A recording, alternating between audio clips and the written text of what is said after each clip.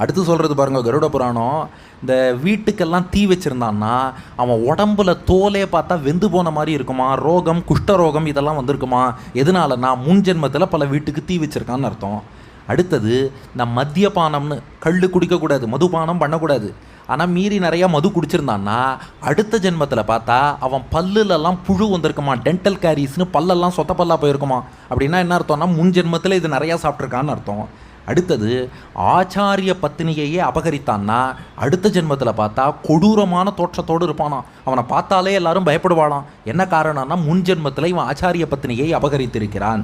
அடுத்தது புரோகித தொழில் செய்ய வேண்டியவன் அந்த புரோகித தொழிலை தப்பான வழியில் பண்ணிட்டான்னா அடுத்த ஜென்மத்தில் பன்றியாக பிறப்பான். அடுத்தது குளிக்காமல் பெருமாளுக்கு திருவாராதனம் பண்ணாமல் நேராக தான் சாப்பிட்டுட்டான்னா காக்கையாக பிறப்பானான்.